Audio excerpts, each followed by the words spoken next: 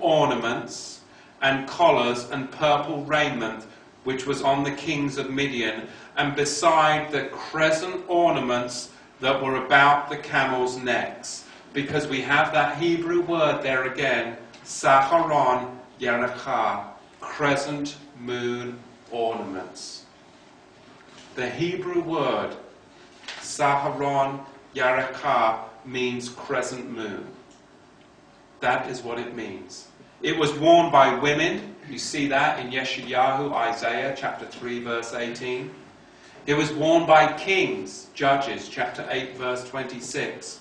It was tied around the camels' necks of kings and pagan priests, Judges chapter 8 verse 21. It was tied around and worn as a jewelry to protect them from the evil eye. The Hebrew word for new moon is what? Rosh Chodesh. The Hebrew word for moon is what? Chodesh. That is the Hebrew word for moon. It is Chodesh. We are to guard and watch and keep the Rosh Chodeshim, the new moons. Is that correct? We are not told to look for and guard the Sha'aron Yerakah, the crescent moon, are we? If Yahweh wanted us to look for a crescent moon, he would have told us to look for a crescent moon. But he uses the Hebrew word Rosh Chodesh and Rosh Chodeshim. Yet there are Amalekites that have infiltrated the faith and are saying that you should look for the crescent moon, the first sliver of the crescent moon, that you should go out and look to Saharon Yerakah. They are not the same. They are not the same. They are not to be confused as the same. Yahweh instructs us to look for the Rosh Chodesh, the new moon. If there was a word available to describe what the moon is and what the new moon is, and if the new moon was a crescent, then why is it not used in scriptures? Why? If Yahweh wanted us to look for the crescent moon, and there is a word in scripture for crescent moon, why would he not use it? He does not use it. He uses the word Rosh Chodesh. But people don't go to the scripture. They follow the traditions of men. It seems very clear that it proves that the crescent is not the new moon. And we find the evidence of crescent moon sighting and symbology quite disturbing. Let's look into that. Because the symbol of the Amalekites and the Midianites is the crescent moon. That's why Gideon removed them. We know that Jericho means moon city. And the inhabitants were worshippers of the pre-Islamic moon deity Bel or Sin. Today, the crescent moon sits upon the top of mosques and minarets. It's found on the flags of Islamic nations. Muslims fast during the month that begins and ends with the appearance of the crescent moon in the sky. Let me repeat that. Muslims fast during the month that begins and ends with the appearance of the crescent moon in the sky. That is why it's upon their flags, their mosques, and their minarets. Do you think that Yahweh wants his people to do that? Really? Have we really gone that far from the word? I mean, I know Ephraim is a fluttering dove.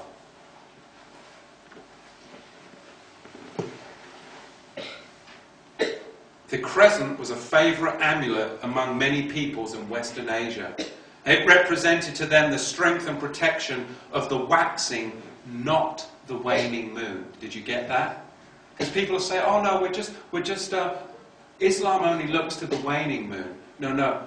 Pre-Islamic Jericho, it was waxing and waning moon. Those ornaments were waxing and waning crescents. They were crescents. Period. I think it's time for us to lift up the hands of Moses, to lift up the hands of Moshe Rabbeinu, just like Aaron and just like Hur. It's time to assist in declaring all that's in the Torah of Moses, and to take back the territory that Amalek has tried to infiltrate in Ephraim, the sighting of the crescent moon. We need to take back that territory. Don't you agree? That's how they've infiltrated. In Bereshit, Genesis chapter 34, verse 4. Before Yaakov went to Bethel to present himself before Yahweh, he made all his people do what? Hand over their strange Elohim and earrings, their crescent-shaped amulets, and he hid them under the oak, which was in Shechem. That's in Genesis chapter 34, verse 4. The first visible crescent, the waxing, was used by the neighbours of Abraham, Isaac, and Yaakov, and their descendants, the Israelites, as a protective amulet, as well as worshipped as a deity. If you read throughout the scripture, you'll see that the scriptures teach us that the Israelites followed after these peoples and practices in their idolatries. This is why Yahweh said he would take away their crescents. He's going to take away their crescents. In Isaiah, Yeshayahu chapter 3, verse 18, it says, Isaiah 3:18, in that day Yahweh will take away the finery of their jingling ornaments around their feet, and their headbands, and their crescent-shaped ornaments. Those who teach and those who conform to and accept the crescent moon doctrine don't realize that they are actually practicing something that is Islamic in its earliest form, and they could be at risk of being taken captive by Amalek because they're lagging behind.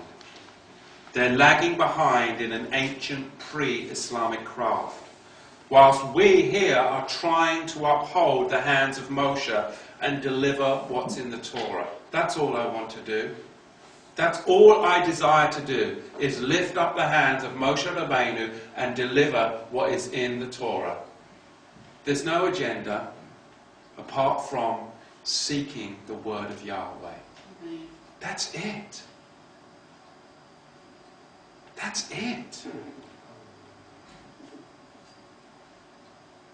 We need to hold up the hands of Moshe Rabbeinu, just like Aaron the priesthood, and just like her the people. And we hold up the Torah, and we go to Bereshit chapter 1 verse 14, and we see that Yahweh has put his two witnesses in the Shamayim heavens in how we're to discern years, months, and days. Why would Yahweh want us to determine a new month by observation of a crescent moon when Islam counts from the crescent? Can you answer me that? Why would Yahweh want his people to do that? He wouldn't. He doesn't. And he never did. Because we'll find more truth in the scripture. Let's turn to Yeshayahu, Isaiah chapter 14, verse 12.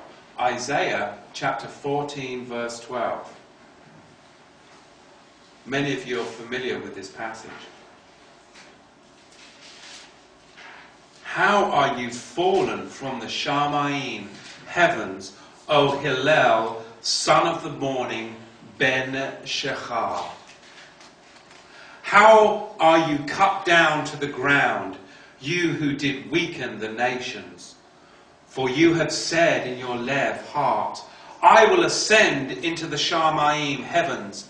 I will exalt my Keseh throne above the Kokavim stars of Elohim. The Hebrew, Nafal Shamayim Hayel ben Shechar.